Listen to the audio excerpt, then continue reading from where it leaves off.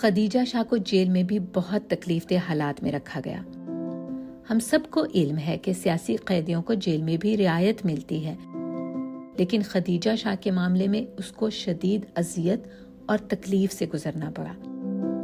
اس کو P T I کی پابند سلاسل خواتین سے الگ کر دیا گیا اور اس کو سزا یافتہ مجرم خواتین کی بیرک میں 7 ماہ تک رکھا گیا۔ اس کے پیچھے کیا وجہ ہو سکتی ہے؟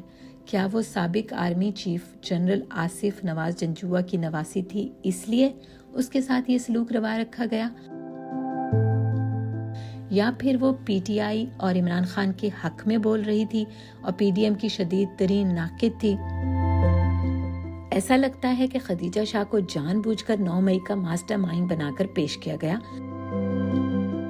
تاکہ پی ٹی آئی کی حمایت کرنے والوں کو واضح پیغام دیا جا سکتا کہ اگر ایک سابق جنرل کی نواسی کے ساتھ یہ سب کیا جا سکتا ہے تو آپ سب یہ سہن نہیں پائیں گے۔ ایلیٹ کلاس سے تعلق ہونے کے باوجود خدیجہ انسانی حقوق کی خلاف ورزی اور جمہوریت کے لیے آواز بلند کر رہی تھی۔ اس کو اس لیے خطرہ سمجھا گیا کہ اس کی آواز لاکھوں لوگوں تک سوشل میڈیا کے ذریعے پہنچ رہی تھی۔ خدیجہ ہائبرڈ حکومت کو اپنے لیے خطرہ محسوس ہو رہی تھی کیونکہ اس کی آواز میں وزن تھا اور عوام کی بڑی تعداد اس کو فالو کر رہی تھی۔ 9 مئی کے الزام میں اس کی گرفتاری بھی نہ اس کو توڑ سکی نہ جھکا سکی۔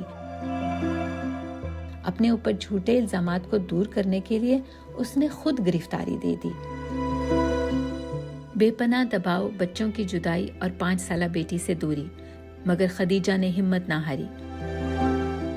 اس کو یہاں تک بھی کہا گیا کہ اگر گواہی نہ دی تو 20 سال جیل سے نہیں نکل سکے گی۔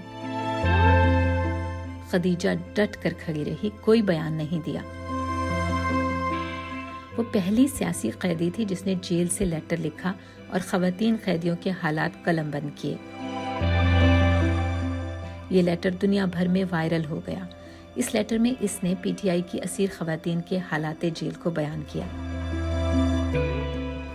اس وقت بھی وہ اپنے سے زیادہ دوسروں کے لیے فکر مند تھی۔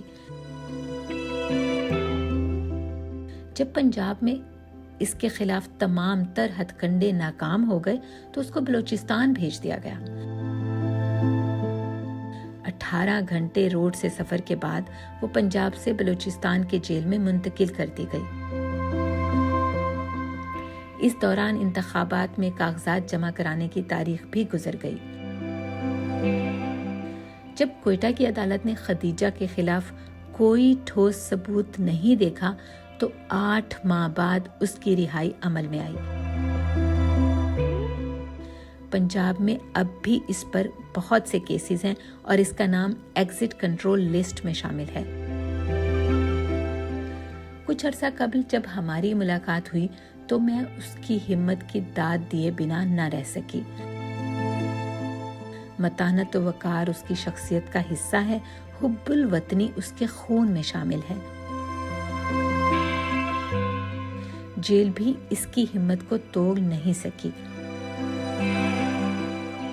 وہ اب بھی پاکستان کو لے کر فکر مند ہے۔ وہ دوبارہ سے ہمت کر کے اپنے کام میں مصروف ہے۔ اس نے مجھے بتایا کہ اس کی پرورش میں اس کی نانی اماں اور نانا ابو جنرل آصف نواز جنجوعہ کا کلیدی کردار ہے۔ اس نے بتایا کہ وہ 3 ماہ کی تھی تو اپنے نانا نانی کی آغوش میں آ گئی اور ان کی حیات تک پرورش انہی کے ہاں ہوئی۔ اس نے کہا، میں جو کچھ بھی ہوں اپنے نانا کی بدولت ہوں۔ میرے نانا نے کبھی اپنے اصولوں پر سمجھوتا نہیں کیا، میں بھی ان کے اصولوں کی پاسداری کر رہی ہوں۔ میں کبھی کسی کے خلاف جھوٹی گواہی نہیں دے سکتی۔ مجھے معلوم تھا اس کے نتائج سنگین ہو سکتے ہیں، لیکن میں صرف اللہ کے آگے جواب دہ ہوں۔